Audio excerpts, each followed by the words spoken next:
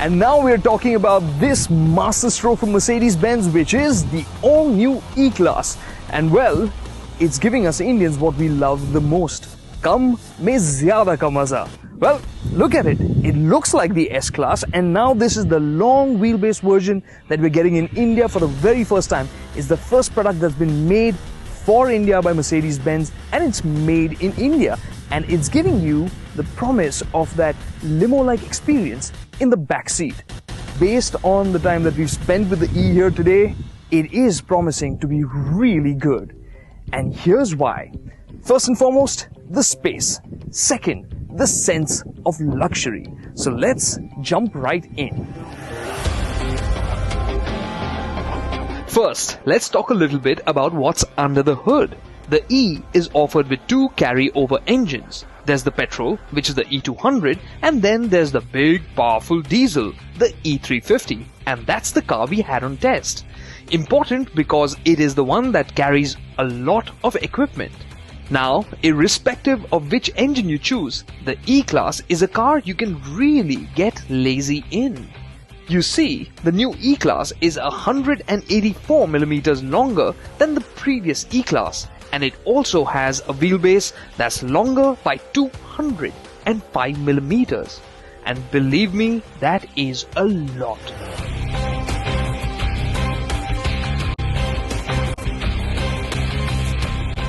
Now this India spec E-Class's wheelbase is actually longer than the standard S-Class.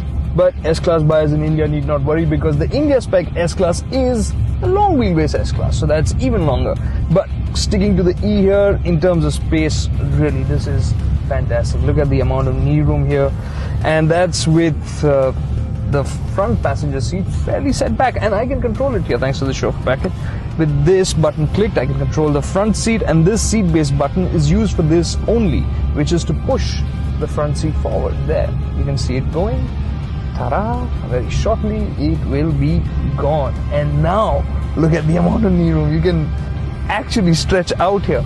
And that aside, the seat itself is also motorized, and when you can recline it like this, along with all of that leg room, you can really kick back. You also adjust the headrest.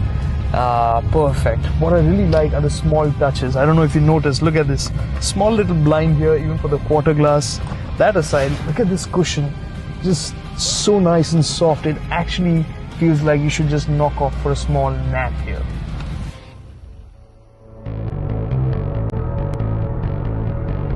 The seats may not be wrapped in genuine leather, but they are very well shaped, and the cushioning is spectacular. It is soft yet supportive, and it is contoured to hug your body just right.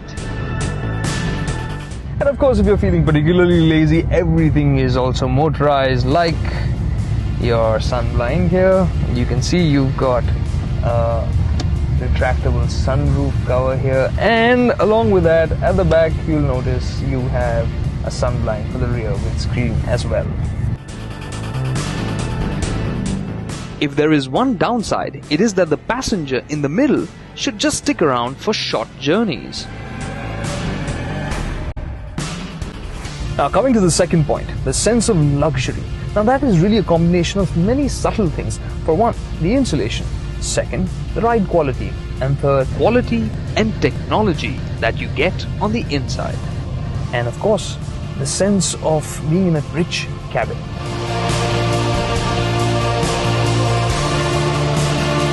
For a couple of reasons, the cabin feels like you're sitting in a vault. Now, I'm going to put it this way. The E-Class is so quiet that the odd squeak or the sound of the air blowing through the vents can get irritating if you're really picky. It is pretty quiet in here. Nonetheless, you will get spoiled quite quickly.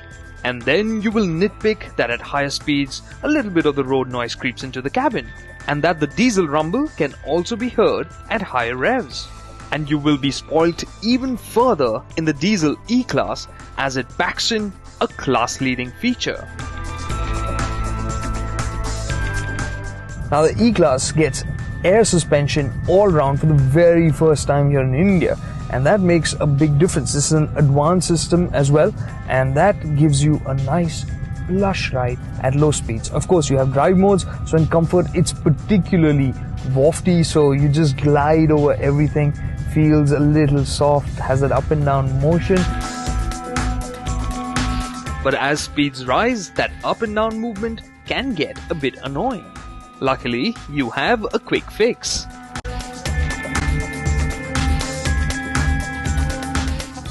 But if you want something a little bit tighter, you have Sport and Sport Plus, of course. The E ends up feeling good to be driven around in Sport mode as well. While body control is much better, the E-Class still glides over the rough stuff. And that's because it uses 17-inch wheels instead of 18 or 20-inch wheels. The extra sidewall height helps. What also keeps you comfy in the back seat is the 3-zone air conditioning system. And last but not the least, the overall build quality is rich and solid. So any downsides to the back seat? Well, I can think of a few small things. Well, this vanity mirror that flips down feels a bit flimsy. And the other one is this. Once you have the armrest down, I love this part though. The way it comes down on its own gently. That's nice. You open all this out, but you really don't have any controls for the infotainment system here.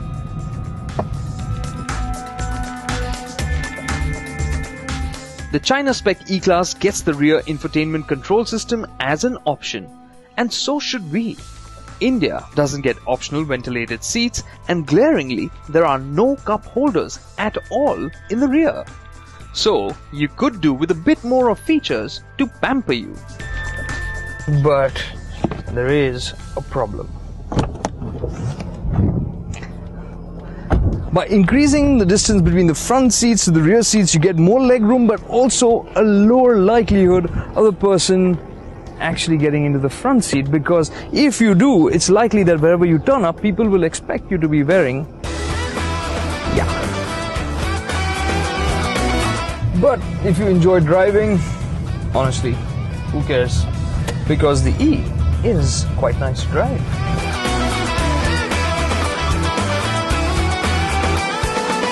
When it comes to power, the E-Class's 4-cylinder 2-liter petrol engine delivers 184 PS. But our test car's 6-cylinder diesel was sending 258 PS to the rear wheels.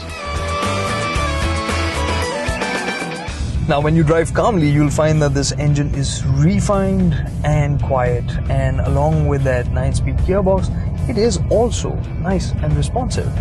And when you put your foot down, you'll get a bigger surprise by how eager this feels. It doesn't suddenly feel like a big, slow limousine. It actually feels quick.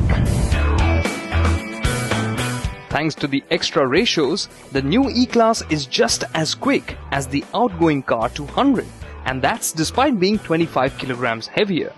So, how does it behave when the pace rises? Well, on the highway, it feels very much at ease and gobbles kilometers. But through the twisty bits,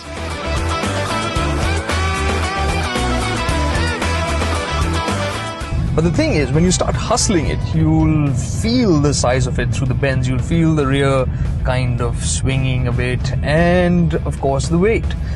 Things do get better as you move from comfort into sport and sport plus. It just ends up feeling a lot tidier, a lot more manageable. Still, it is a big and heavy car, and that doesn't quite disappear.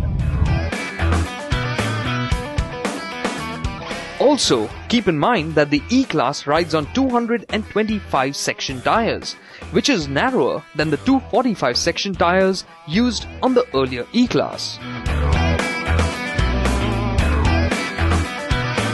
So what else do you need to know? Well, sitting in the front, you'll realize that the 12.3-inch display looks good, while the driver gets a digital and analog cluster.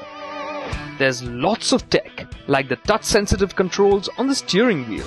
There's plenty of information on the car computer, and this graph looks really cool, but it's a bit hard to understand what it's showing. But there is something we all understand: Apple CarPlay and Android Auto. But sadly, this isn't a touchscreen, so usability is a bit poor. To wow everyone, there is a 64-color ambient lighting system, and you also get park assist, so you don't have to worry about parking this large car. Also keep in mind, in the city, the E-Class will be relatively easy to park. After all, its turning radius of 12 meters is only 0.5 of a meter more than the Audi A6. On the outside, you'll notice that the E-Class looks a lot like its elder sibling, the S-Class. It also boasts of full LED headlamps and beautiful jewel effect tail lamps. But on the whole, it doesn't seem as graceful from the side as the S-Class, and the alloy wheels are a bit plain as well. And when it comes to boot space, you do have a lot, but the spare wheel is going to be sitting there eating up some of the space. You'll forget about the shortcomings of the E-Class when you consider its price. At 56.15 lakh rupees for the petrol variant and 69.47 lakh rupees for the diesel variant, the new 10th generation E-Class is phenomenal value. Okay, this is fairly simple. That is a game changer. Not only has Mercedes changed what we expect from an E-Class and what we intend to do with it, along with that, they've also changed our expectations of the segment. Yes, you could argue that the new E could do with a little bit more in terms of the features for the luxury sensation, but on the whole, that is a car that just feels like it's taking luxury so seriously. Whether it's the back seat, the ride quality, the overall sense of occasion inside the cabin, it's very, very rich. And even in the way it drives, it feels like a very mature package. Overall, it embodies what you expect from a Mercedes. This is one solid package, and the E-Class is going to give its rivals sleepless nights.